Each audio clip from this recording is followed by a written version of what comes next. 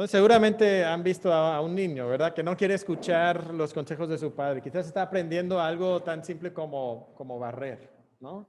Y sus padres le dicen, mira, es que tienes que agarrar la escoba así, una mano aquí, una mano más abajo. No, no, yo sé, no me digas. Y mira, el recogedor, cuando vayas pues lo agarras así no, no, a mí no me dice, yo sé, yo sé. Y claro, nunca sale tan bien, ¿verdad? Porque pues los padres tenemos pues, cierto conocimiento, ¿verdad? Sabemos más que nuestros hijos.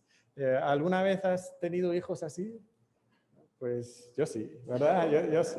Eh, ¿Qué pasa si ese niño no aprende a escuchar? Pues conforme va creciendo va teniendo más problemas, ¿verdad?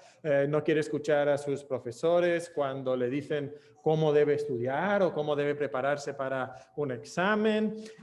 Cuando crece no quiere escuchar los consejos de sus padres acerca de las amistades que tiene o quizás de un novio o una novia inconversa. Luego se casa y no quiere escuchar los consejos de su pastor acerca del trabajo que debe tener, si le va a hacer faltar a la iglesia mucho o no. Simplemente él sabe mejor. Él sabe mejor. Él es más sabio, él es más astuto, él conoce más que todos los demás a su alrededor y por tanto no quiere escuchar.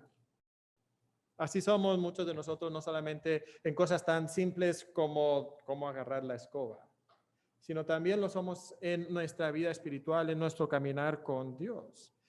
Hace unas semanas hablábamos de la astucia y cómo la astucia nos lleva a la angustia. Y muchas veces nuestra condición como seres humanos es que somos astutos. El ser humano astuto, ¿verdad? Y lo ponemos entre comillas, rehúsa someterse a los mandamientos de Dios y a los líderes que Dios ha puesto en su vida. Y eso lo vamos a ver en nuestra vida, lo vamos a ver en el pasaje el día de hoy, cómo esto sucede una vez tras otra. Ahora, David ha estado en un tiempo bueno en su vida, en una época muy buena. Después de haber estado huyendo de Saúl y haber usado su propia astucia para intentar garantizar su propia seguridad, regresó a someterse a Dios, a buscar la dirección de Dios en su vida. Y entonces Dios lo exalta y queda como rey, primeramente sobre la tribu de Judá y luego también sobre toda la nación de Israel. Y en el pasaje pasado nosotros vimos cómo Dios lo lleva a tener victoria sobre sus enemigos. Y esto es algo que nosotros hemos observado en el libro de Primero de Samuel primeramente y ahora en Segundo de Samuel también. Y recuerden que esa lección de todo el libro es que nuestro Dios soberano escoge y exalta a un humilde rey que guiará al pueblo en obediencia y victoria, que guiará al pueblo en obediencia y victoria. Y en el capítulo pasado vimos cómo Dios lo lleva de victoria en victoria. Y ahora tiene la nación bajo su reinado, tiene también a los enemigos, ya han sido aplastados, pero hay algo que todavía necesita atención en Israel. Y lo que necesita atención es precisamente el arca de Jehová. El arca de Jehová había quedado un poquito en el olvido en la historia de Israel, después de que esa historia, ¿se acuerdan? En 1 Samuel capítulo 6, cuando los filisteos lo capturan y luego Dios arrasa con los filisteos y entonces mandan el arca de regreso y tristemente los levitas en la ciudad de Bet-Semes abren el arca y Dios mata a más de 50,000 de los hombres que hay ahí en ese lugar por su falta de respeto a Dios, algo que ellos conocían muy, muy bien. Y entonces los hombres de Bet-Semes dicen, no, nosotros no podemos tener el arca aquí y lo envían a otra ciudad y ahí se queda. Lo curioso es que se queda en una ciudad diferente al tabernáculo. O sea, no llevaron el arca de Dios al tabernáculo. El tabernáculo lo encontramos en varios lugares en Israel durante este tiempo. También en la ciudad de Nob, es el último lugar donde lo vemos mencionado. Pero el arca pasa todos estos años, décadas y décadas, probablemente mínimo de 60, quizás más años, en la casa de Abinadab, olvidado, en un lugar aislado, no siendo parte de la adoración de Israel. Y ahora David quiere regresar el arca de Jehová al centro de la nación, llevarlo literalmente al centro de la nación, a su capital, para que Dios pueda tener ahí su presencia con David. Es bastante triste pensar cómo el arca de Jehová había quedado desplazado. Y no es verdad que en nuestra vida muchas veces Dios no es central en nuestra vida. Dios no es realmente importante. Sí, si nos preguntan lo decimos así un poquito. Sí, es bastante bonito, pero en realidad Dios está a la periferia de nuestra vida, porque no hay una prioridad sobre las cosas de Dios, no hay un énfasis en la palabra de Dios, no leemos la palabra de Dios, no oramos diariamente, no estamos pensando en lo que Dios quiere para nuestra vida. Pero David ahora quiere regresar el arca al centro de la nación y entonces se propone reunir a todo el pueblo de Israel y reúne a 30,000 escogidos de Israel. Esto es casi como si fuera a la guerra, ¿verdad? Reúne el ejército, pero lo que van a hacer ahora no es ir a pelear contra el enemigo, sino van a traer el arca de Jehová a la ciudad capital, a la ciudad de David, a Jerusalén. Y entonces nos dice que ellos llegan a la ciudad de Baala de Judá. Otro nombre de Baala de Judá es Kiriat Jearim. Y Baala de Judá, pues no lo conocemos mucho, ¿verdad? Pero el nombre Kiriat Jearim es mucho más conocido en el Antiguo Testamento. Es una ciudad bastante importante en la historia de Israel. Y ahí está el arca. Y toda la nación viene para ir a este lugar y transportar el arca de Dios a la ciudad de Jerusalén. Y entonces nos dice ahí algo muy importante. Noten cómo llama el arca. Y esto también lo vamos a recordar del primer libro de Samuel. Dice en el versículo 2 que se levantó David y partió de Baala de Judá con todo el pueblo que tenía consigo para hacer pasar de ahí el arca de Dios, sobre el cual era invocado el nombre de Jehová de los ejércitos que mora entre los querubines. ¿Se acuerda que dijimos que este era como el nombre formal del arca, verdad? ¿Cómo se llama? Bueno, es el arca de Dios sobre el cual era invocado el nombre de Jehová de los ejércitos que mora entre los querubines. El autor aquí está enfatizando la importancia de este momento en la vida de David, la vida nacional. Aquí viene el arca y lo están transportando hacia la ciudad de Jerusalén. ¿Y cómo lo van a mover? Kiriat Jearim está aproximadamente a unos 15 kilómetros de distancia. Entonces, ¿cómo van a mover el arca? Y traen un carro nuevo que nunca había sido usado para cualquier otra cosa. Y una señal de respeto por el arca, ponen el arca en este carro que no ha tenido uso anterior.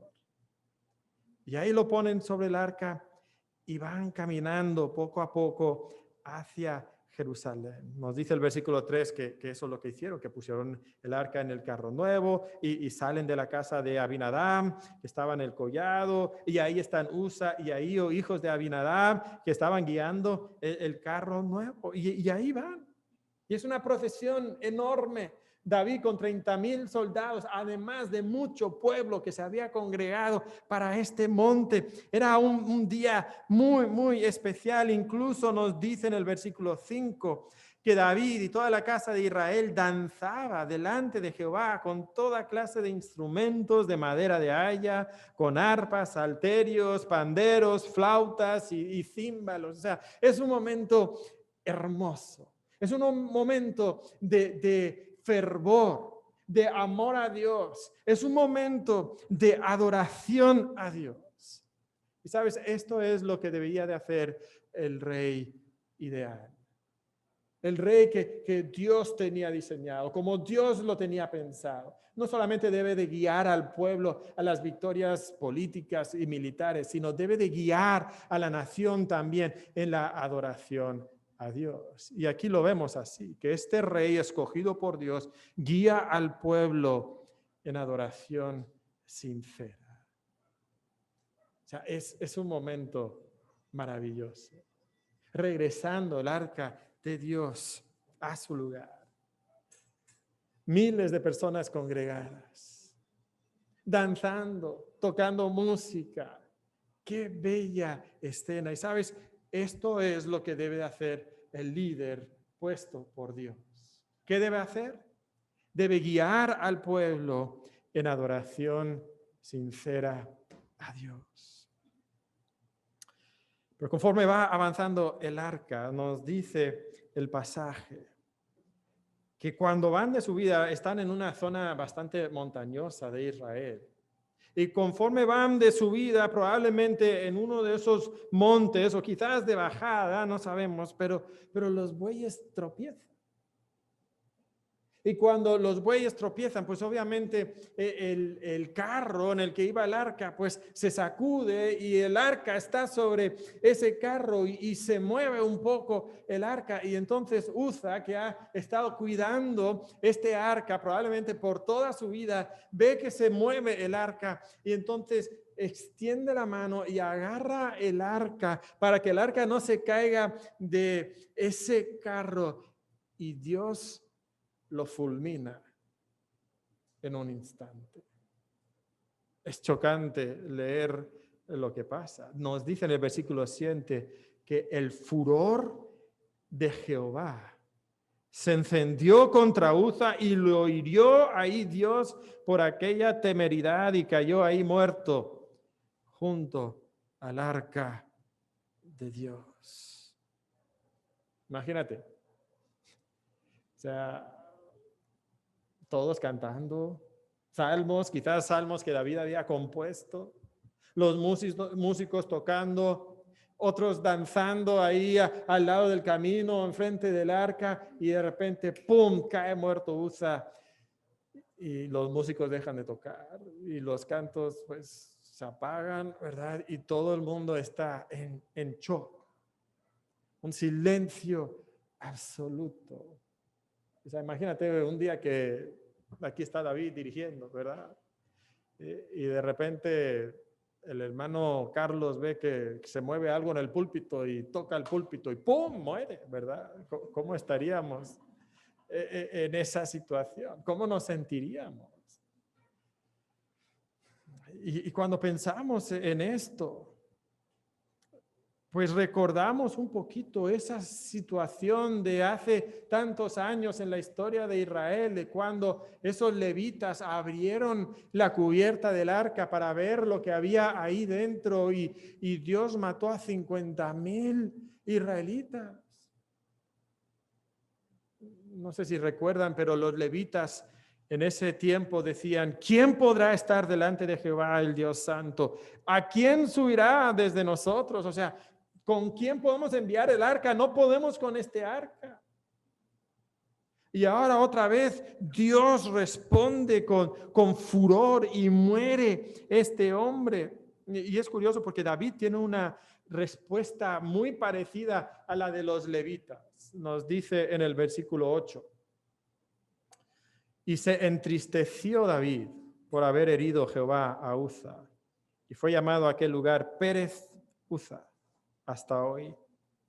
Y temiendo David a Jehová aquel día dijo, ¿cómo ha de venir a mí el arca de Jehová? Es curioso en el versículo 8 donde dice que David se entristeció, así lo traduce, pero esa no es la palabra. Esta palabra es la misma palabra que se encuentra en el versículo 7 cuando dice que el furor de Jehová se encendió. David se llenó de furor contra Jehová. No sé qué habrá pensado David, pero yo estaría pensando, pues estoy sirviendo a Dios. Quiero traer al arca a Jerusalén. Estoy intentando adorar a Dios. Aquí estamos cantando y estamos danzando delante de Dios y tenemos músicos y tenemos tantas cosas tan hermosas y tan grandes. Y Dios mata a este hombre que tiene todas las buenas intenciones del mundo. Quizás en ese momento muchos temieron que iba no solamente a morir Uza, sino que quizás 50,000 más iban a morir ese día también.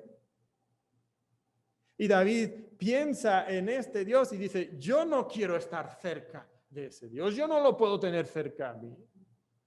Porque en cualquier momento puede salir ira de Dios y me puede fulminar.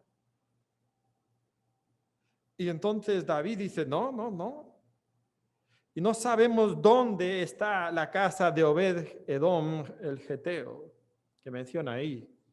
Pero ahí lo dejan. ¿Quién es Obed-edom? En Primera de Crónicas aprendemos que Obed-edom es un levita, que es músico. Y entonces, bueno, ¿dónde lo dejamos? Ah, tú eres levita, ahí va para tu casa. A ver qué haces con el arca. Cuando pensamos en esta situación, hay muchas cosas que pudiéramos mencionar. Y quiero mencionar 4 cositas brevemente. La primera, seguramente tenemos que pensar, ¿por qué Dios mató a Uza?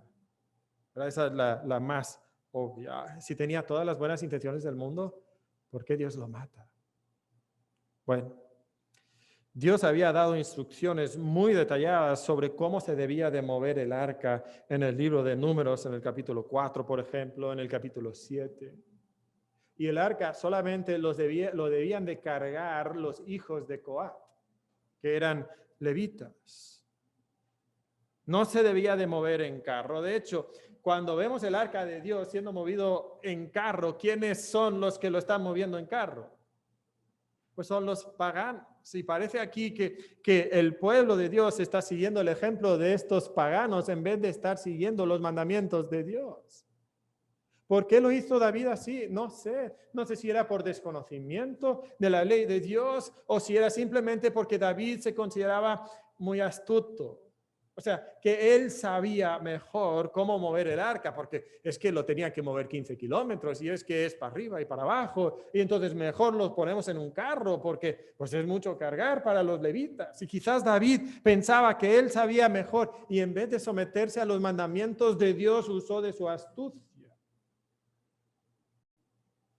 Y por eso ahora viene el juicio de Dios sobre Uza. Hay una segunda cosa que podemos mencionar entonces aquí, y es que a pesar de que el arca de Jehová ha estado por décadas en la casa de este hombre Uza, parece que Uza no tiene una comprensión real de quién es Jehová. O sea, piensa un momento.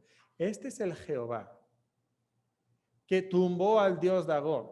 ¿Se acuerdan de esa historia?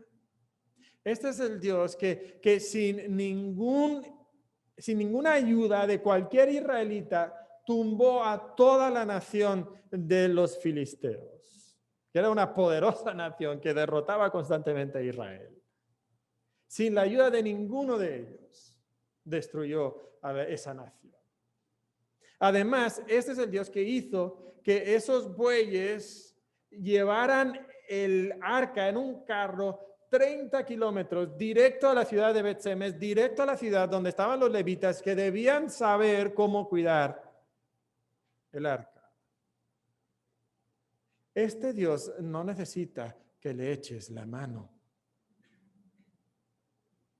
Pero Uza es muy astuto. Y él piensa que él necesita echarle una mano a Dios en contra de los mandamientos de Dios. Y eso no es verdad. ¿Cuántos de nosotros creemos que tenemos que echarle la mano a Dios y lo hacemos en contra de sus mandamientos? Hace unas semanas creo que fue el hermano Andrés que predicaba sobre esto y nos decía que el pecado nunca es una de las opciones de Dios para hacer su voluntad en nuestra vida. O sea, nosotros no escogemos el pecado y decimos, bueno, es que Dios quiere que yo peque para hacer su voluntad. No. Tenemos que tener una mejor perspectiva de Dios. ¿Qué tal la respuesta de David? Nos dice en el versículo 9 que temió David a Jehová aquel día. ¿Es legítimo temer a Jehová de esta forma? Cuando nosotros hablamos del temor de Jehová en nuestros días, nosotros hablamos mucho de, bueno, es como una reverencia, es como un respeto y es eso también. Pero también el temor de Jehová en la Biblia incluye un elemento de temor real, de terror. Leímos acerca de eso esta mañana en Isaías capítulo 6. ¿Cuál fue la respuesta de Isaías cuando vio a Jehová alto y sublime sentado sobre el trono? Temió a Jehová. Dijo, ay de mí, juicio, destrucción, ruina sobre mí, porque he visto a Jehová. Esa fue la reacción universal de las personas que se enfrentaban a Jehová en las Escrituras. Temían por sus vidas. Y muchos de nosotros nunca hemos tenido una experiencia tal. No tenemos esta clase de temor. El temor de Jehová tiene que incluir un elemento real de temor, de terror en nuestra vida. Cualquier persona que no obedece a este Dios 3 veces santo debe de temer. Debe de temer. Cualquier persona que no obedece a este Dios 3 veces santo debe de temer. Es curioso lo que dice David aquí. Dice que temiendo David a Jehová aquel día dijo, ¿cómo ha de venir a mí el arca de Jehová? Y nos dice que le puso nombre a esta situación. Nos dice que le puso el nombre Pérez Uza. Esta palabra es interesante porque aparece varias veces en este contexto. La palabra hebrea Pérez, que tenemos aquí, significa algo que se quebranta, pero cuando se quebranta y sale algo, yo me lo imagino como una presa, ¿verdad? Que de repente se quiebra la presa y todo el agua que estaba detrás de la presa sale y arrasa con todo lo que hay delante de la presa. Esa es la imagen mental que tenemos aquí en este pasaje, que ahí está la ira de Dios y ahora por el pecado de este hombre se quiebra esa presa y la ira de Dios desciende y quebranta y destruye a Uza. Y sabes, es curioso porque en el capítulo 5, versículo 20, David usa esta palabra, si tienes ahí tu Biblia. Mira lo que dice David, 5:20, 2 Samuel 5:20. Dice, y vino David a Baal, y no tiene ahí Peratzim, que es la misma palabra hebrea, ¿verdad? Al Señor que quebranta. Y ahí los venció David y dijo, quebranto, esa es la misma palabra hebrea. Quebrantó Jehová a mis enemigos delante de mí como corriente impetuosa. Por esto llamó el lugar de aquel lugar Baal Peratzim, el Señor que quebranta. Ahora, ¿a quién estaba quebrantando Dios ahí en ese pasaje? Estaba quebrantando a los filisteos, ¿verdad? A los paganos. Pero en este pasaje, la santidad de Dios quebranta a un israelita.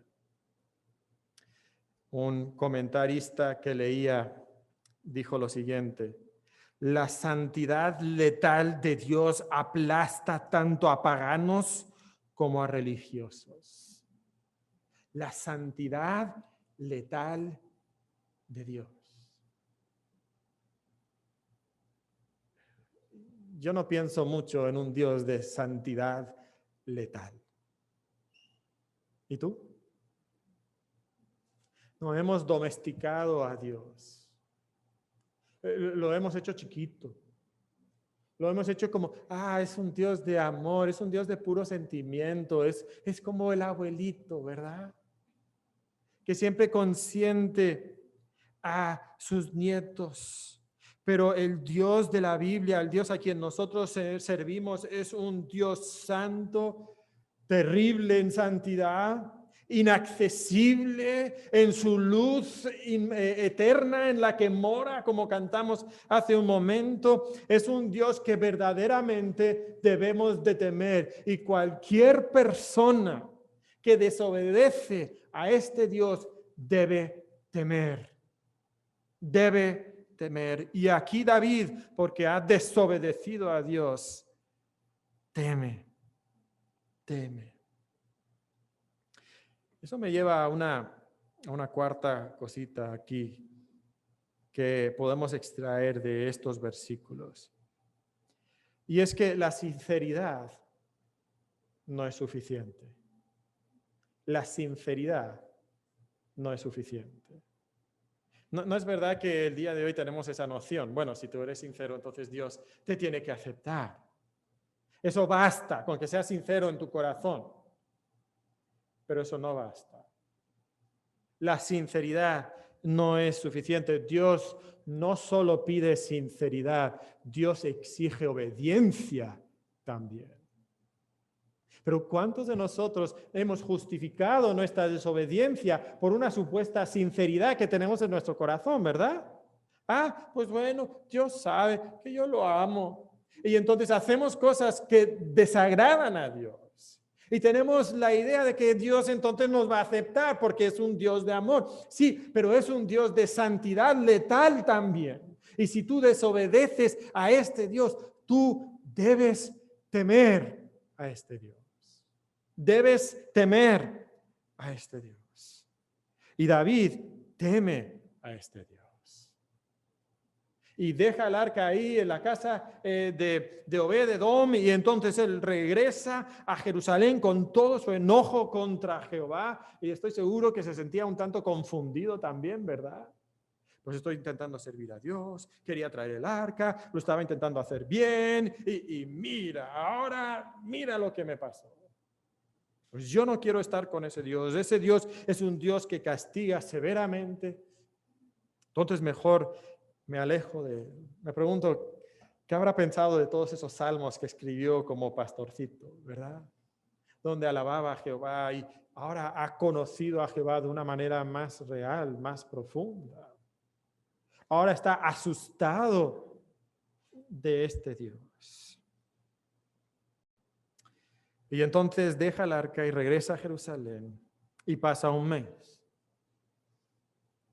Y pasa otro mes. Y pasa un tercer mes.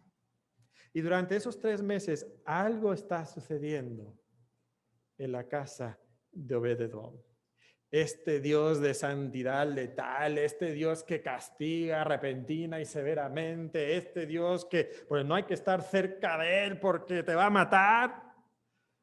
Bueno, ese Dios nos dice que bendijo a Obed-edom y a toda su casa.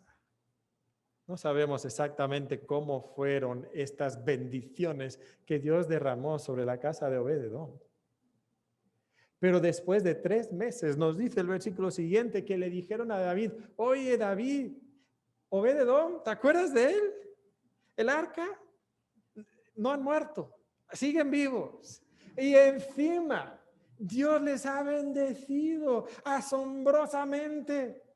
Es increíble. Yo no sé qué pasó, ¿verdad? Si de repente empezaron a caer lingotes de oro del cielo sobre la casa ahí de Obed-edom, si de repente todas las mujeres pues estaban embarazadas con trillizos, ¿verdad?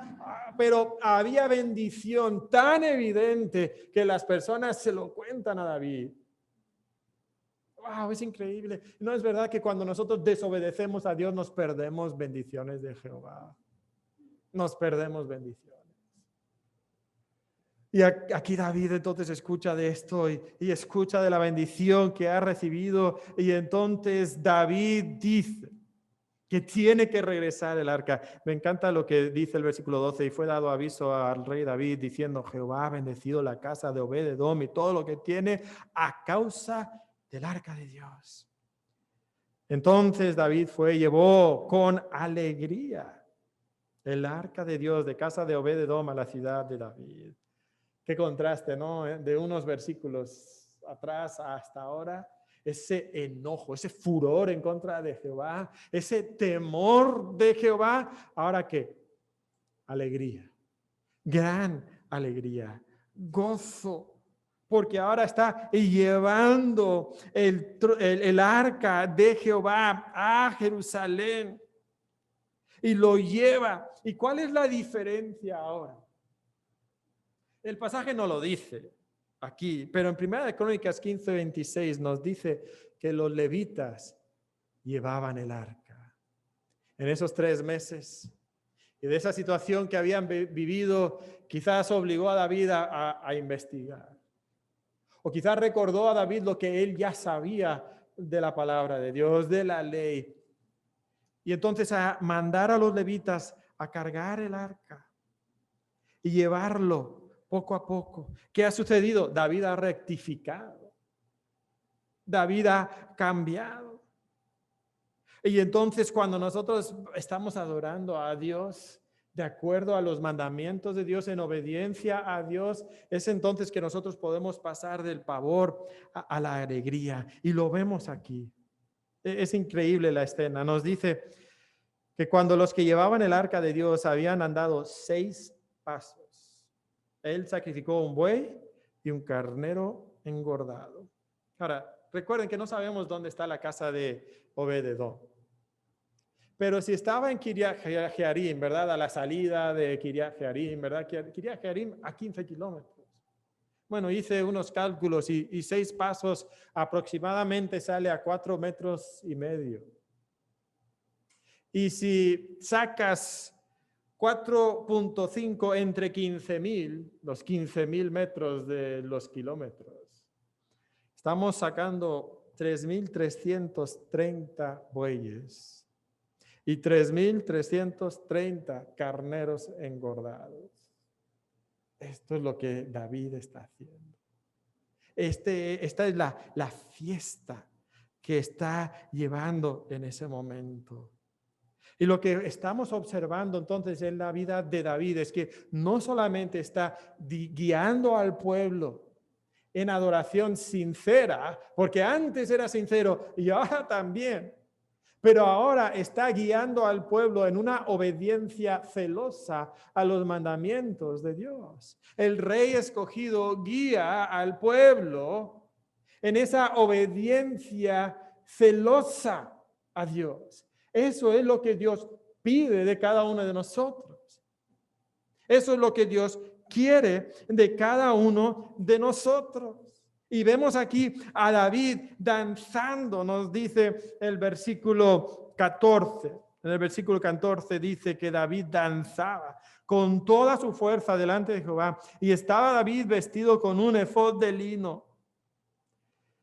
Así David y toda la casa de Israel conducían el arca de Jehová con júbilo y sonido de trompeta. Ahora, este versículo 14 da mucho de qué hablar.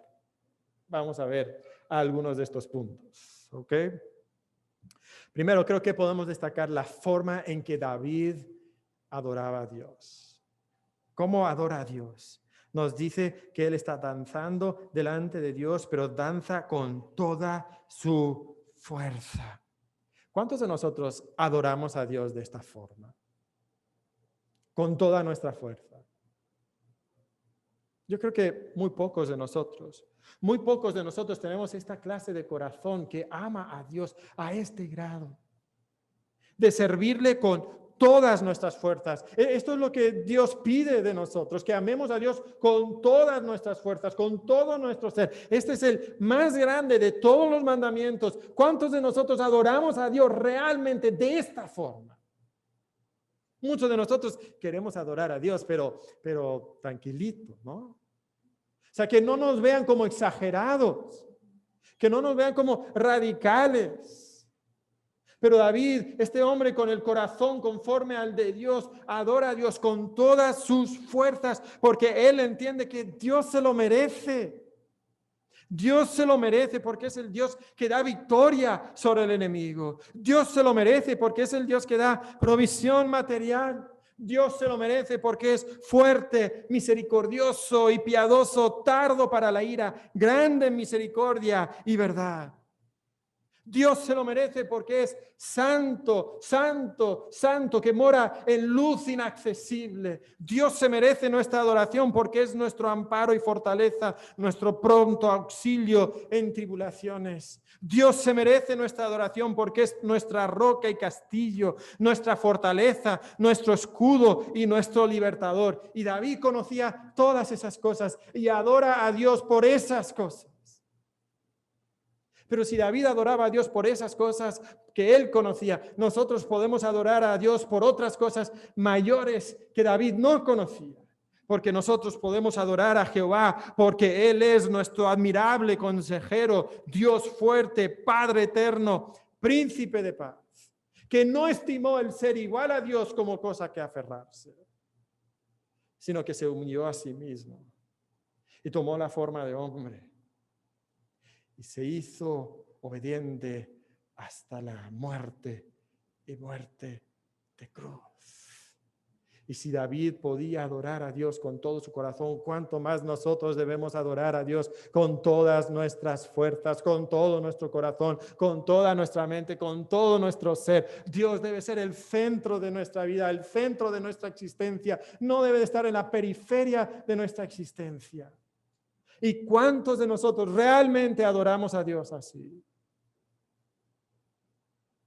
David lo adora así, porque él sabe que verdaderamente es digno de suprema alabanza. Es digno de suprema alabanza. Y David lo adora. ¿Y cómo hemos de alabar y adorar a Dios? Vemos a David aquí danzando delante de Dios. Y de inmediato surge el tema, pues, de la danza, ¿verdad? Algunos pensaban que no lo íbamos a comentar, ¿verdad? Pero es una realidad en todas las esferas de la vida que las personas expresan sus emociones fuertes con algún tipo de manifestación corporal. Es una realidad, sucede en un estadio de fútbol, ¿verdad? Cuando el equipo mete gol, pues se celebra, ¿verdad? Se celebra con gestos. Sucede en un concierto de rock and roll, donde ahí están todos los músicos, los ídolos, ¿verdad? Y todo el mundo, ¿verdad? Hay una respuesta corporal y física también. Sucede incluso en los teatros más refinados con las orquestas sinfónicas, ¿verdad, Mario? Cuando terminan, la gente aplaude, ¿verdad? E incluso a veces se pone de pie. Sucede también en la adoración a Dios. La adoración a Dios en la historia muchas veces ha ido acompañada de gestos corporales. Es una realidad y la Biblia lo dice. Hay muchos ejemplos en la Biblia, en el Antiguo y el Nuevo Testamento. En el Salmo 149:3, alaben su nombre con danza, con pandero y arpa, él cante. Salmo 134:2, alzad vuestras manos al santuario y bendecid a Jehová. Bueno, pero esto es el Antiguo Testamento, esto es el Nuevo. Bueno, en el Nuevo dice, quiero pues que los hombres oren en todo lugar, levantando manos santas sin ira ni contienda. Ok, entonces la evidencia bíblica nos dice que sí es común que la adoración a Dios tenga muchas veces una respuesta física. Bueno, es verdad que también la expresión física en la adoración muchas veces ha sido inapropiada en muchos contextos y en muchas iglesias. A veces se ha caído en el exceso, a veces se ha deseado llamar la atención. Recuerdo una vez en una conferencia que había un hermano, él estaba cantando normal y de repente vio que pasaba la cámara, ¿verdad? Y ahí está, y de repente pasa la cámara y así, ¿verdad? ¿Qué es? Es una persona que está buscando llamar la atención, tristemente. He visto iglesias donde han hecho bailes seculares dentro de la iglesia, bailes ridículos.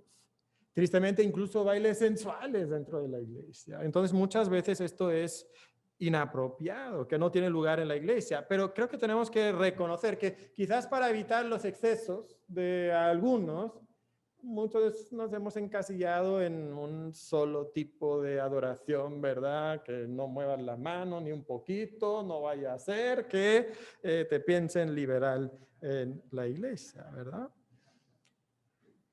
Pero tenemos que reconocer que la adoración en la Biblia frecuentemente se ha visto acompañada de gestos corporales que deben ser culturalmente apropiadas, deben ser practicados de una forma que no llaman la atención sobre la persona que lo realiza, deben ser una respuesta sincera y espontánea a la verdad que se está cantando, la adoración que se está haciendo a Dios, y no simplemente una costumbre o un show, ¿verdad? Pero llama la atención ver lo que sucede aquí. Pero bueno, eso realmente es casi secundario, ¿verdad? Hay un tercer punto que quiero enfatizar que es mucho más importante en ese versículo. Y muchos de nosotros nos lo pasamos así por encimita. Pero la última parte del versículo nos dice que David estaba vestido con un efod de lino. Y lo leemos y digo, ok. Bueno, ¿qué? Pero esa parte es sumamente importante, porque lo que vemos aquí es que David está vestido con el lino blanco del sacerdote y tiene un efod, no un efod así como el efod donde Dios se revelaba al pueblo de Israel, sino una representación física o de tela de ese efod.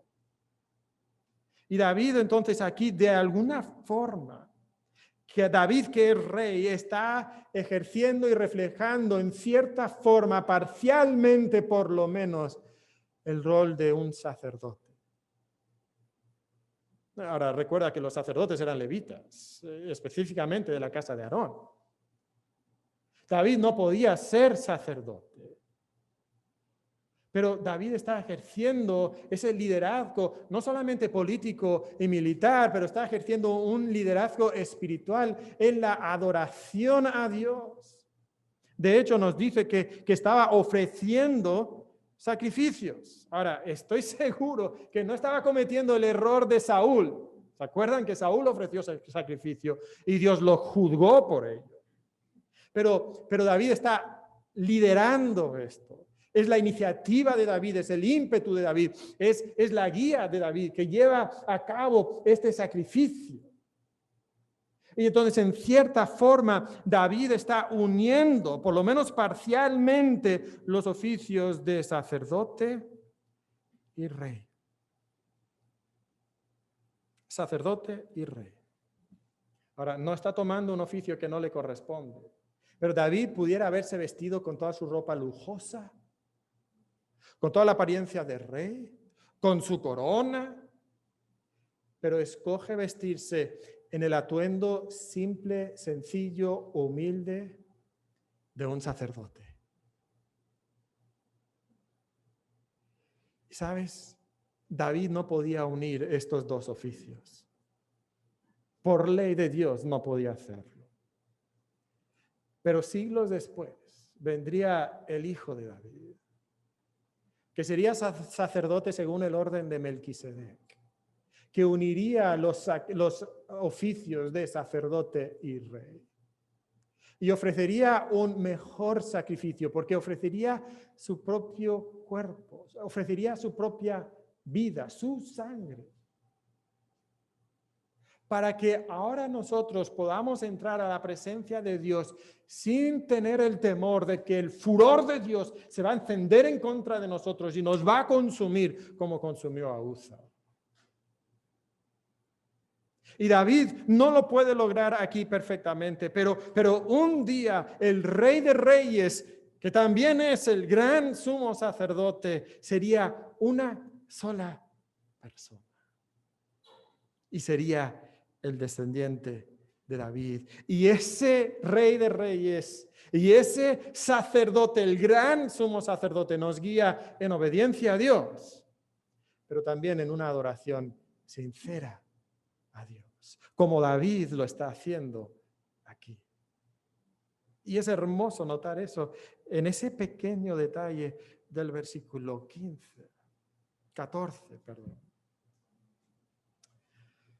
Nos dice que en el versículo 16, el arca de Jehová llega a la ciudad de David con toda esta alegría, con todo esta adoración, y nos dice aquí, hay un pequeño lunar en el pasaje, ¿verdad? Nos dice que Mical, hija de Saúl, noten cómo la describe, hija de Saúl.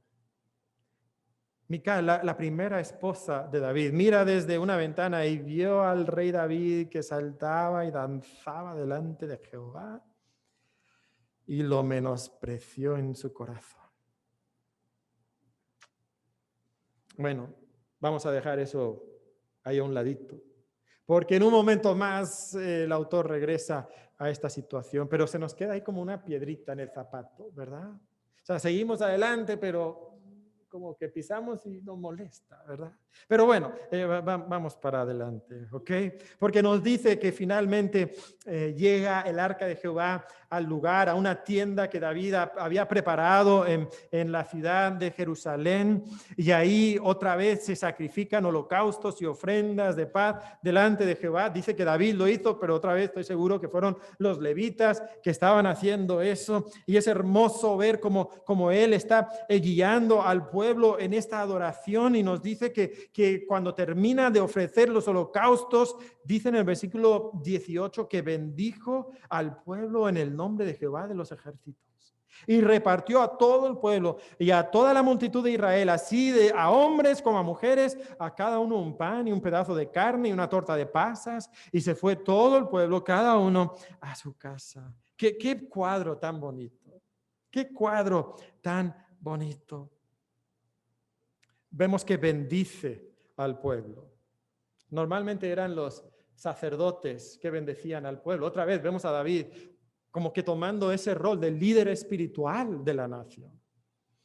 ¿Se acuerdan de la bendición sacerdotal? En Números 6, 24 al 27, Jehová te bendiga y te guarde. Jehová haga resplandecer su rostro sobre ti y tenga de ti misericordia. Jehová alce sobre ti su rostro y ponga en ti paz. Qué bonito. ¿Y esto no venía del sacerdote?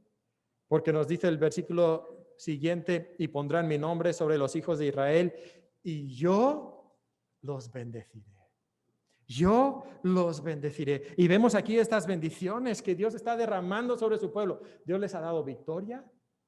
Dios le ha dado prosperidad material. Noten aquí que David le regala a todo el pueblo un pan y un pedazo de carne y una torta de pasas, miles y miles y miles de personas. Andrés está preocupado por la boda, ¿verdad? Y pues cómo voy a pagarle para la comida, ¿verdad? La boda. Imagínate si tuvieras que pagarle la comida a 30,000 soldados mínimo. Y luego miles y miles de personas más. Porque nos dice, y esto es algo tan bonito, enfatiza una y otra vez en el versículo 15, por ejemplo, toda la casa de Israel.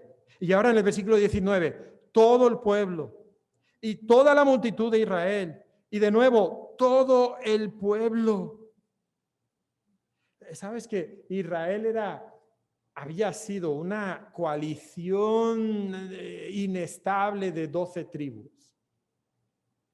A veces se unían para pelear contra los enemigos que tenían en común. Y a veces se reunían para pelearse entre ellos. O sea, tenemos varias historias de guerras civiles entre los israelitas. Pero ahora, bajo el liderazgo de este rey ideal, escogido y exaltado por Dios, Dios ha unido a la nación.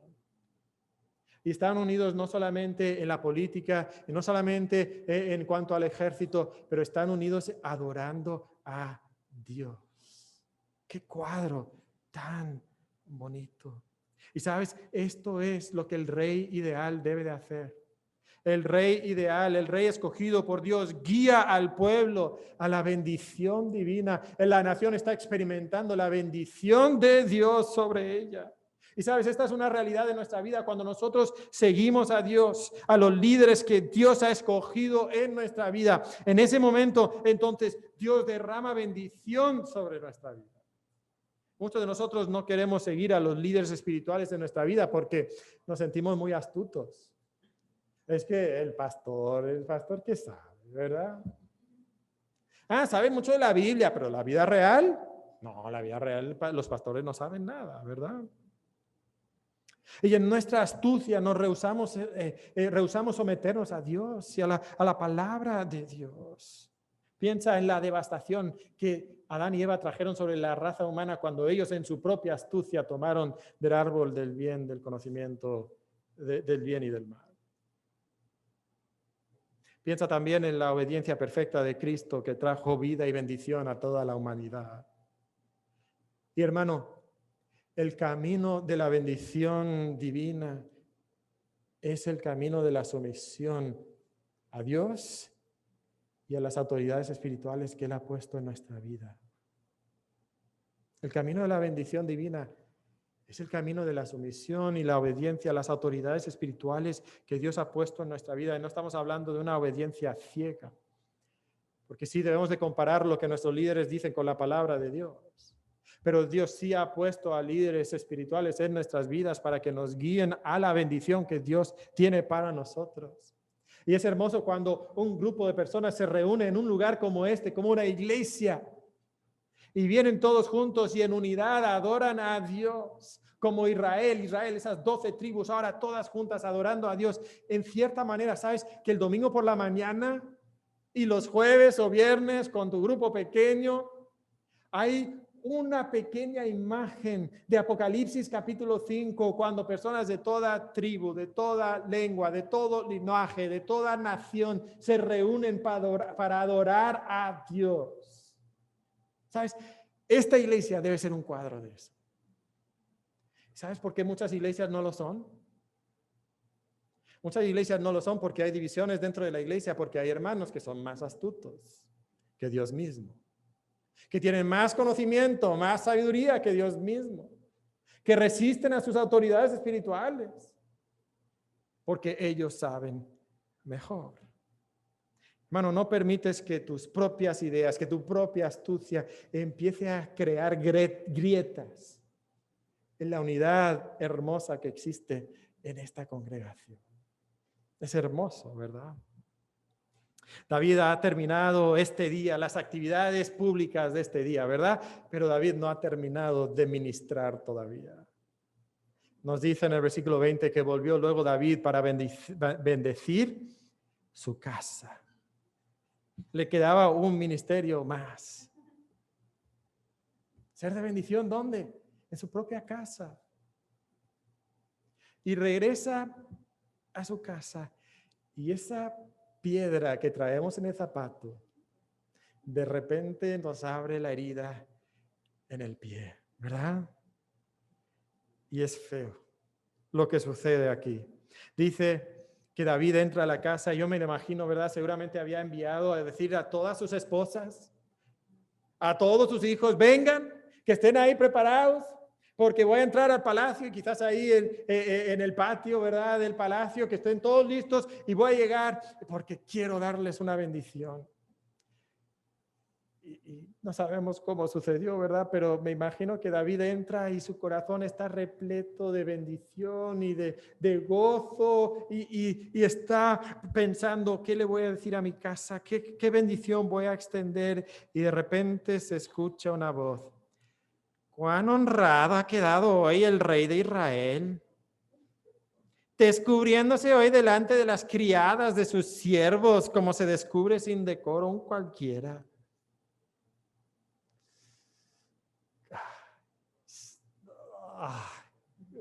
No, ¿cómo se habrá sentido David en ese momento? ¿Cómo se habrá desinflado de repente todo ese sentir que tenía por Dios? Y Mical aquí se burla de él. Se burla porque ella es una princesa. Ella sabe cómo se debe comportar alguien de la realeza. Y David, no, David, qué ridículo. Así no se porta un rey. David, vas a perder crédito ante tus criadas. Hasta incluso las palabras que usa pudieran traducirse como una burla hasta sexual de David. Y es triste. Y lo irónico es que Mical, en toda su astucia, pensaba que ella sabía cómo debía ser un rey. Pero David era el que estaba cumpliendo lo que debía de ser un rey. Era un hombre conforme al corazón de Dios, que estaba guiando a la nación en adoración sincera, en obediencia celosa a Dios, que estaba sirviendo a Dios con todo su corazón. Eso era lo que debía de ser un rey, no las falsas ideas que Saúl y que Mical, como hija de Saúl, traía en su propia sabiduría. Piensa un momento en lo que nos dice acerca de la condición de Mical. Mical estaba más preocupada por la imagen que por la adoración a Dios. ¿Eso te describe a ti? ¿Te describe a ti? pues no quiero que la gente piense que yo, pues, no, o sea, sí, o sea, soy cristiano, pero tranquilito. Que no me vean raro. Pero David sabe que Jehová es digno de suprema alabanza. ¿Tú lo sabes? Yo lo sé. Jehová es digno de suprema alabanza, con todo tu ser, sin importar cómo tú quedas delante de los demás. Y David responde a Mical y quizás la respuesta es un poco severa, pero es verdad de Dios. Entonces David respondió a Mical, fue delante de Jehová. ¿Ante quién estaba danzando? No delante de los hombres, no delante de esas criadas que tú crees que yo estaba como que mostrándoles un poquito la pierna, ¿verdad? Para que no. Delante de Jehová. Delante de Jehová, quien me eligió en preferencia a tu padre y a toda tu casa para constituirme por príncipe sobre el pueblo, y no es el pueblo de David, es el pueblo de Jehová, sobre Israel. Por tanto, danzaré delante de Jehová y aún me haré más vil que esta vez. Haré el ridículo todavía más ante tus ojos.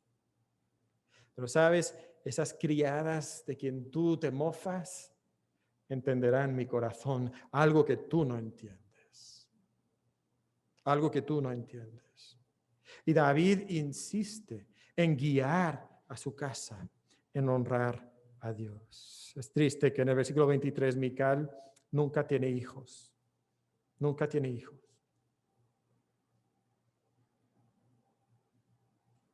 Y no es simplemente una curiosidad. Hay dos cosas aquí.